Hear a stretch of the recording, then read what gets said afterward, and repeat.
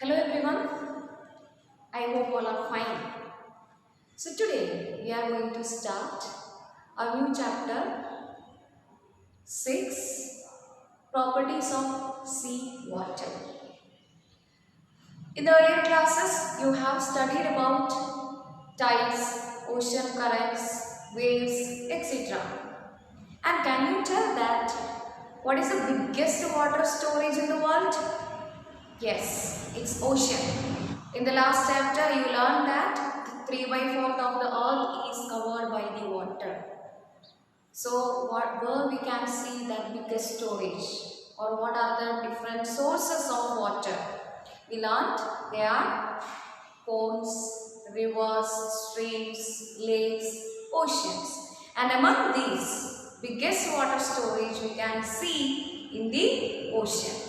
And last year you have studied about ocean currents, tides, etc.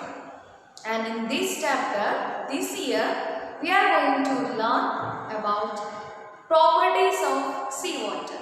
Can you say what are the properties of seawater?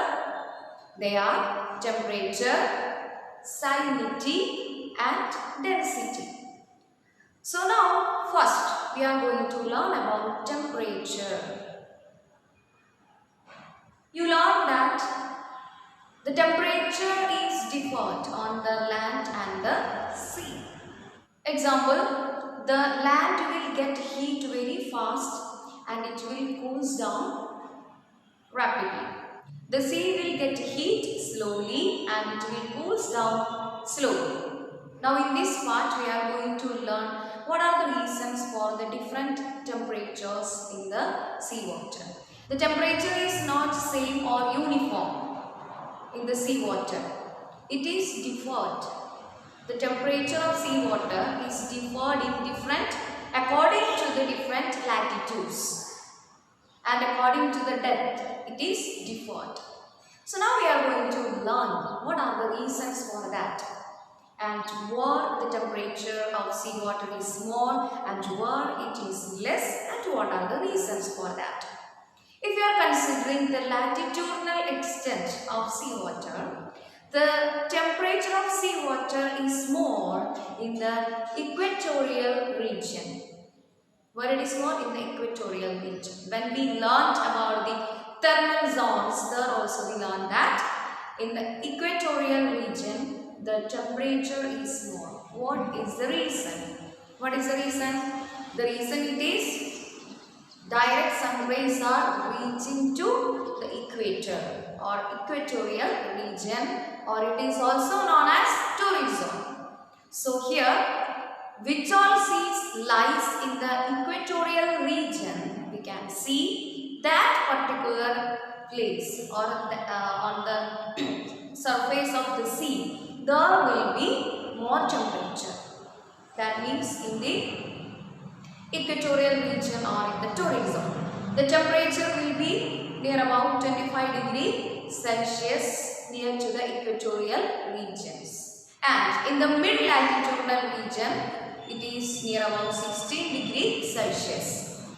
And in the polar region, it is only 2 degrees Celsius because the sun rays, the slanting sun rays are reaching there. So temperature is very less. Just think about Arctic and Antarctica. We already learned in the smaller classes that full region is covered by the snow. So latitudinally speaking, the temperature of seawater from equatorial region to polar region, it is decreasing. Then apart from these all, what are the other factors which is influencing the temperature? Such as cyclones, rainfall, pollution, ocean currents, etc. There are two types of ocean currents. First one it is warm current and the second one cold currents. In the regions where the cold currents flow, there the temperature will be less. And in the regions where the warm currents flow, there the temperature of the seawater will be more. So these all are the factors which is influencing the temperature, the property of seawater.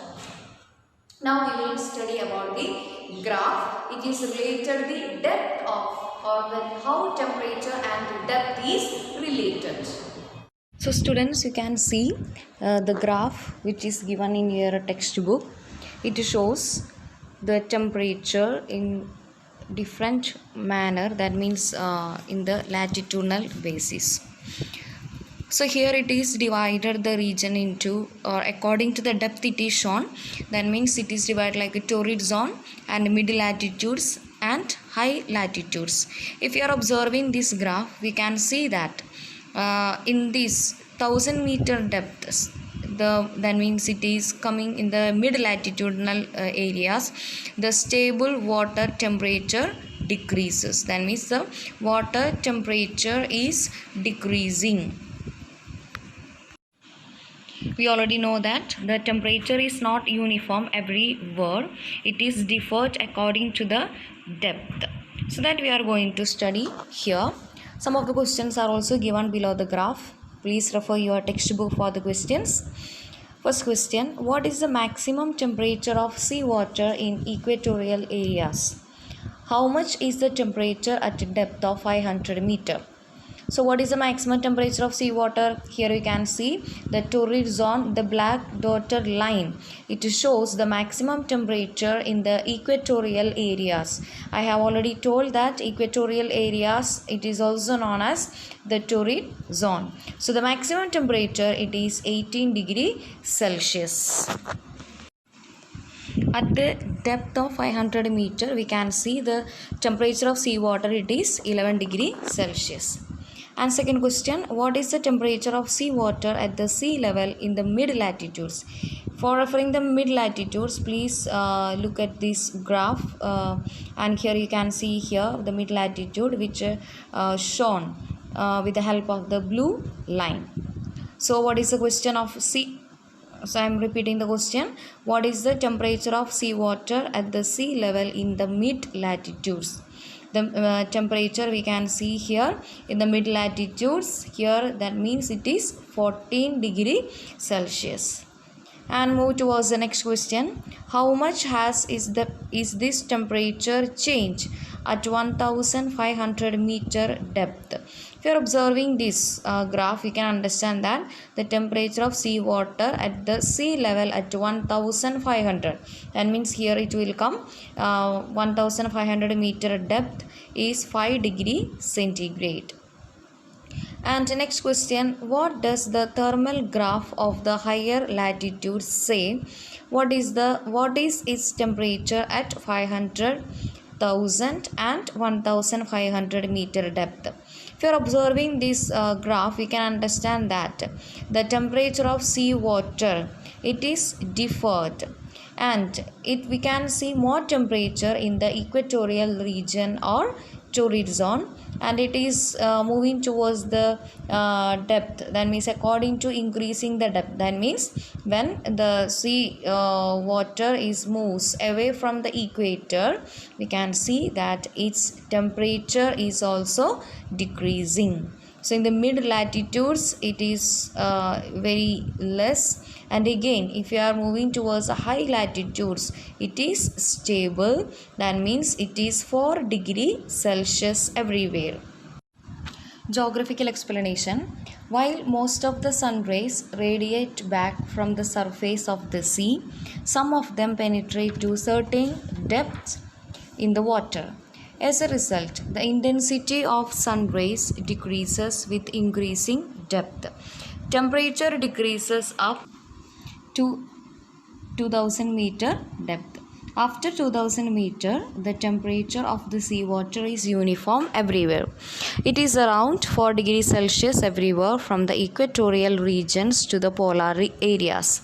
Temperature reduces only up to 4 degrees Celsius according to depth, and therefore the water at greater depths does not freeze. So what is the reason? Because the sun rays are penetrating to certain depth in the water.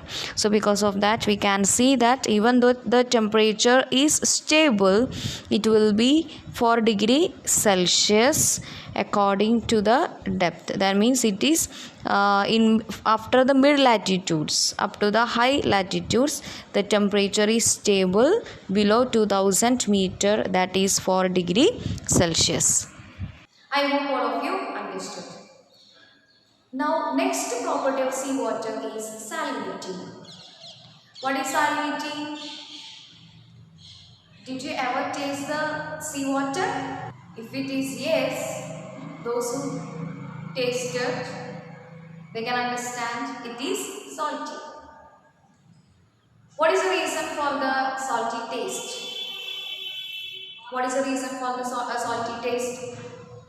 Because of the minerals which is included or which is remain, which is existed in the sea or the ocean, are the main reasons for the salinity in the seawater. So the second property of seawater, it is salinity. What are the main reasons or factors which is influencing the salinity? They are the uneven distribution of the sun rays or the temperature. We know that the salt we are using a lot in our daily life. Example, for cooking, as a preservative, for preparing the medicines in the factories, and it is using in the chemicals. We obtain the salt from the salt pans. Salinity is helping for transportation. That means we know that the waterways are a mode of transportation. What is the reason? Because we are using the boat, ship, etc. for the transportation purpose. It is float on the water. What is the reason? That means the saline water or the salinity in the seawater has a specific feature that is known as buoyancy. What is that? Buoyancy. You can see the image what I shown here. The person float on the water. It's not due to any yoga or any like practice he got it. It's due to the salinity of the seawater. And this is not possible in all the seas. You know which sea salinity is more than the average salinity. We can see this feature. This example, you may be heard about Dead Sea. Dead Sea salinity is more.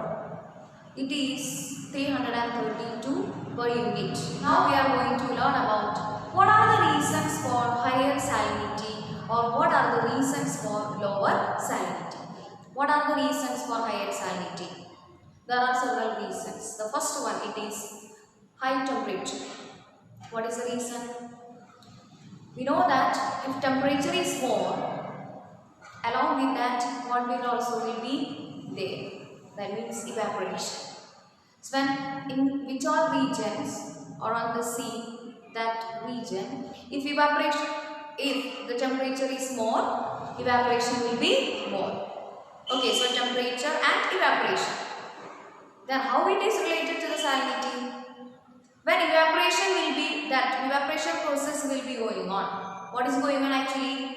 The water from the sea will evaporate and the salt will remain in the sea.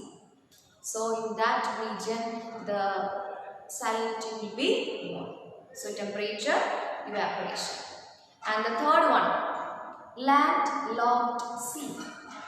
Some of the seas are surrounded or locked by the land. No other water bodies will be joining into the sea. No rivers, nothing. Okay. So in that type of seas also salinity will be more. And the next reason, low supply of fresh water. Maybe the regions where rainfall is less. Rainfall is less or no other water bodies are joining into the sea. So what are the main reasons for High salinity, temperature is more. Which regions more temperature is there and rate of evaporation is more.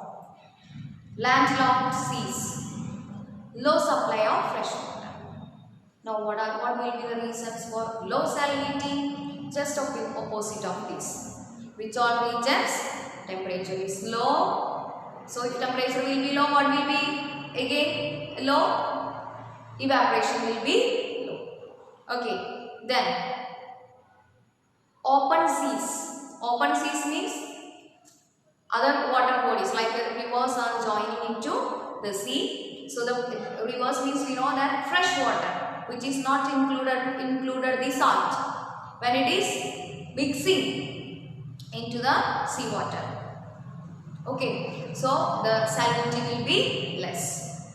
And so in this part we have learned about the two major properties. First one it is temperature and second one it is salinity. So do that graph activity in your notebook, read your textbook and learn well. Thank you.